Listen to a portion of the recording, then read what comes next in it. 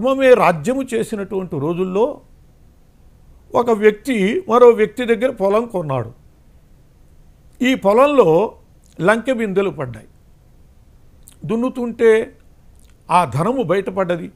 దాన్ని తీసుకెట్టి పొలం అమ్మినటువంటి వాడి దగ్గరికి తీసుకువెళ్ళి, అయ్యా, నువ్వు అమ్మినటువంటి పొలంలో ఈ ధనం ఉన్నది, ఇది నీది, నాకు పొలం అమ్మావు కానీ ఈ ధనాన్ని నాకు ఇవ్వలేదు, కాబట్టి నీ ధనం నువ్వు తీసుకువెళ్ళవలసింది అని అన్నాడు. ఆ పొలం అమ్మినవాడు అంటాడు, నేను పొలం అమ్మాను అంటే దానిలో ఉన్నటువంటి సమస్తము నీకు అమ్మినట్లే, అందువల్ల ఆ ధనము నీదే అని చెప్పి వాడు అంటాడు. కాబట్టి ఆ రోజుల్లో అనవసరమైనటువంటి ద్రవ్యాన్ని ఇది నాకు కావాలి అని చెప్పి అడిగి కూడా తీసుకునేటటువంటి వాళ్ళు కాదు, ధర్మం పనిచేసినటువంటి రోజుల్లో. ఇవాళ కనుకైతే పొరపాటున అక్కడ ఏదైనా తను అనుకున్నది కానిది దొరికింది అంటే నీకు పొలం అమ్మాను కానీ ఆ డబ్బమ్మ లేదు, అది నాదే అని చెప్పి తగాదా పెట్టుకునేటటువంటి పరిస్థితి ఈనాడు ఉన్నది. అట్లా ధర్మం రాజ్యము చేసినటువంటి కాలంలో ఆ రోజుల్లో ధర్మరాజు శ్రీరామచంద్రుడు అటువంటి వాళ్ళు ధర్మ నిర్ణయం చేసినప్పుడు ఇలాంటి వివాదాల్లో ఎలా చేశారు అంటే, ఆ ఇద్దరికీ సంబంధించినటువంటి సంతానానికి ఒక ఆయనకి అమ్మినటువంటి ఆయనకు ఉన్నటువంటి పిల్లాడికి కొన్నటువంటి ఆయన పిల్లనిచ్చి పెళ్లి చేసి ఈ ధనమంతా కూడా వాళ్ళకి అప్పచెప్పారు. ఈ విధంగా ధర్మము రాజ్యము ఏలినటువంటి కాలంలో సమస్తము కూడా ఏ ప్రమాదము లేకుండా ఉన్నటువంటిది మనం చూస్తాం. ధర్మము ఎంత విశిష్టమైనటువంటి శబ్దము అంటే, ఏ మంచికైనా ధర్మము అనేటటువంటి పదాన్నే మనం వాడతాం, అది విశేషం.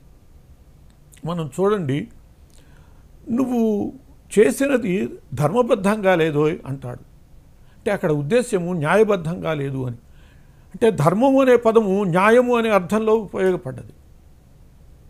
ముష్టివాడు అడుగుతాడు, ధర్మం చేయండి బాబు అని. ధర్మం చేసేదేమిటి అంటే దానం చేయండి అని అర్థం. అక్కడ ధర్మానికి దానము అని అర్థం. నువ్వు పలికినది ధర్మబద్ధంగా లేదు అని అంటాడు ఒకడు, అంటే నువ్వు పలికినది సత్యంగా లేదు అని అర్థం. అంటే ఒకే ధర్మానికి సత్యము అనే అర్థంలో వాడుక ఉన్నది, దానము అనే అర్థంలో వాడుక ఉన్నది. అది ఆ జీవి యొక్క ధర్మము అంటారు. అంటే ఆ జీవి యొక్క లక్షణము అనేటటువంటి అర్థంలో కూడా దాన్ని వాడతాం. ధర్మకార్యాలు చేస్తే సద్గతి కలుగుతుంది అంటారు పెద్దలు. ధర్మకార్యాలంటే పుణ్యకార్యాలు అని అర్థం. అంటే ఒకే ధర్మము, దానము, సత్యము, పుణ్యము, స్వభావము, న్యాయము, ఇటువంటి అనేక అర్థాలు. అంటే ఒక ధర్మము అనేటటువంటి దానిలో మంచికి సంబంధించినటువంటి సమస్తములైనటువంటి అర్థాలు ఉన్నాయి. అందువల్లనే ధర్మే సర్వం ప్రతిష్ఠితం, ధర్మమునందు సర్వము ప్రతిష్ఠితమై ఉన్నాయి. ఎవరి ధర్మం వారు పాటించాలి. ఇది మనకి పురాణాలు వేదము చెప్పినటువంటిది. మాతృదేవో భవ వేదం చెప్పింది, తల్లినే దైవముగా ఎంచు.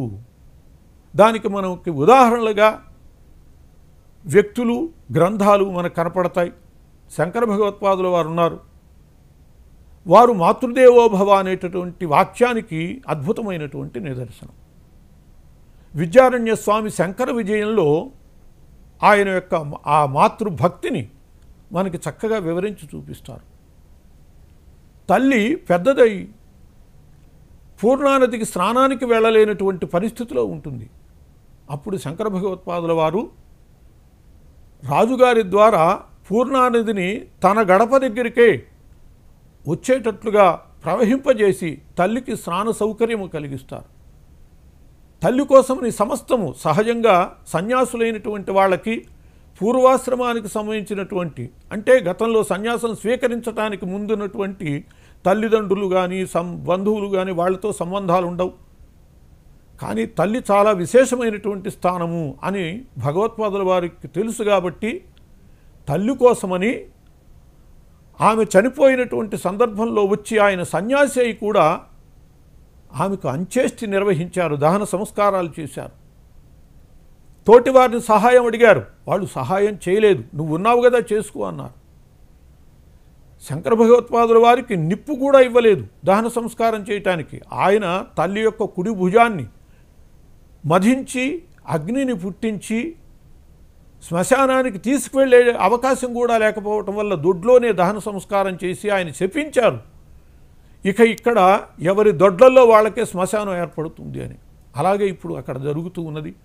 ఆ విధంగా మాతృదేవో భవ వేదం చెప్పింది. దానికి నిదర్శనంగా మనకి శంకర భగవత్పాదుల వారు చెప్తారు. పితృదేవో భవ వేదం చెప్పింది. వేదం చెప్పినటువంటి ధర్మం, నువ్వు తండ్రియే దేవునిగా కలిగినటువంటి వాడివి కావలసినది, తండ్రినే దైవముగా చూడవలసింది, తండ్రి ఏది చెబితే అది ఆచరించవలసింది అని. దానికి మనకి నిదర్శనం పరశురాముడు, ఆయన అనుసరించి శ్రీరాముడు కూడా. పరశురాముడి తండ్రి జమదగ్ని, ఆయన భార్య జమదగ్ని భార్య రేణుక. ఆమె మహాపతివ్రత. స్నానానికి వెళ్ళి మంచినీళ్ళు ఎలా తీసుకొచ్చేది అంటే బిందె తీసుకుని వెళ్ళి తెచ్చేది కాదు. అప్పటికప్పుడు తన పాతివ్రత్య మహిమ వల్ల బిందెని తయారు చేసి ఇసుకతో నీళ్లు తీసుకొచ్చేది. ఒకరోజు అలా స్నానానికి వెళ్ళింది నీళ్లు తీసుకురావటానికి నదికి. అక్కడ ఒక గంధర్వుల జంట నదిలో విహరిస్తూ ఉంటే వాళ్ళ విహారం చూస్తూ కొన్ని క్షణాలు నిలబడ్డది. ఆ దోషం వల్లనే ఆమె మట్టితో కుండని చేయబోతే కుండ తయారు కాల, చాలా ఆలస్యమైంది. ఆలస్యంగా ఇంటికి వచ్చేటప్పటికి జమదగ్ని దివ్య దృష్టితో చూశాడు. ఈమె ఏదో లోపం జరిగింది అని చెప్పి గ్రహించి వెంటనే ఆయన బిడ్డలని పిలిచి మీ అమ్మ శిరస్సు నరికేసేయండి అని చెప్పి శాసించాడు. వాళ్ళెవరూ కూడా తల్లి శిరస్సు నరకటానికి సిద్ధం కాల. పరశురాముడిని పిలిచాడు జమదగ్ని మహర్షి. నాయనా నీ తల్లి శిరస్సు ఖండించు అన్నాడు. తల్లి ఎటువంటిదో పరశురాముడికి తెలుసు. కానీ శాస్త్రం ఏం చెబుతోంది అంటే తండ్రి ఏదైనా చెప్పినప్పుడు దాని మీద ధర్మ చర్చ కూడా చేయకుండా ఆచరించమని చెప్పి శాస్త్రం చెబుతోంది. కాబట్టి పరశురాముడు గొడ్డలి తీసుకుని తల్లి శిరస్సుని నరికేశాడు. తండ్రి మెచ్చుకున్నాడు. శాబాష్, చెప్పిన కార్యాన్ని చక్కబెట్టావు, నీకేం వరం కావాలో కోరుకో అన్నాడు. తండ్రి నా తల్లిని ప్రసాదించు అన్నాడు. మళ్ళీ రేణుకని బతికించాడు జమదగ్ని. కాబట్టి పితృవాక్య పరిపాలన ఎందుకు చెప్పాడు తండ్రి అని చెప్పి విచక్షణ కూడా చేయకుండా ఆచరించమని చెప్పి శాస్త్రం చెబుతోంది. అదే ధర్మము అని చెప్పి చెప్పింది. ఆ ధర్మాన్నే వేదము పితృదేవో భవ అని చెప్పి చెప్పింది. శ్రీరామచంద్రుడు కూడా తండ్రి మాట కోసమని 14 ఏళ్ళు వనవాసం చేశాడు. అనేక రకాల క్లేశాలకు సిద్ధమయ్యాడు. అది పితృదేవో భవ అనే దానికి, ఆ ధర్మానికి మనకి పురాణాలు చూపించినటువంటి అద్భుతమైనటువంటి చరిత్రలు. ఆచార్యదేవో భవ వేదం చెప్పింది. వేదం చెప్పినటువంటి ధర్మాలలో ఆచార్యదేవో భవ, గురువే ఆచార్యుడే దైవంగా కలిగినటువంటి వాడివి కావలసినది, ఆచార్యుడిని నువ్వు దైవంగా స్వీకరించవలసింది అని. దీనికి మనకి ఉదంకోపాఖ్యానం బాగా కనపడుతుంది. ఉదంకుడు పైలుని యొక్క శిష్యుడు, పైలుడు అనేటటువంటి ఆయన దగ్గర ఉదంకుడు విద్య నేర్చుకున్నాడు. మామూలుగా విద్యాభ్యాసం చేశాక గురువుకి గురుదక్షిణ సమర్పించి వెళ్ళి గృహస్థాశ్రమంలో నిలబడటం అనేటటువంటి ధర్మశాస్త్రం చెప్పినటువంటి విషయం.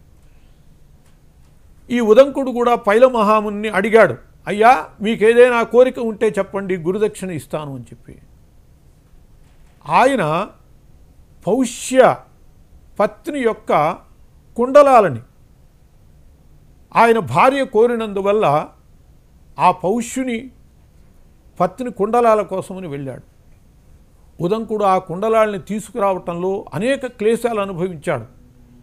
అవి తీసుకువస్తూ ఉంటే తక్షకుడు వాటిని కాజేశాడు. పాతాళలోకంలోకి వెళ్ళి నాగులందరినీ సంక్షోభపరిచి ఆ తక్షకుని ద్వారా మళ్ళీ తీసుకుని వచ్చి గురుపత్నికి సమర్పించి ఆచార్యదేవో భవ అన్నటువంటి ధర్మవాక్యానికి, వేదం చెప్పినటువంటి వాక్యానికి నిరూపణ చూపించాడు మనకి ఉదంకోపాఖ్యానాలు. ఈ విధంగా ఈ ధర్మములన్నీ కూడా మనకి ఎలా ఆచరించాలి, ఎలా ఆచరించారు అనేటటువంటి మనకి వేదము శాసిస్తూ ఉంటే పురాణాలు మనకి గాథల రూపంలో చెబుతూ ఉన్నది. ఇటువంటి ధర్మాన్ని గురించి మనము వివేచన చేసినప్పుడు శ్రేయాన్ స్వధర్మో విగుణ పరధర్మాత్ స్వనుష్ఠితాత్ స్వధర్మే నిధనం శ్రేయ పరధర్మో భయావహ అంటాడు కృష్ణ భగవానుడు భగవద్గీతలో. ఎవరి ధర్మం వారు పాటించాలి, అంతే తప్పితే ఒకళ్ళ ధర్మం ఒకళ్ళు పాటించడం కూడా మంచిది కాదు. అది ధర్మమే కదా అని చెప్పి ఎవరి ధర్మం ఇంకోళ్ళు పాటిస్తే దానివల్ల ఇద్దరికీ అనర్థమే.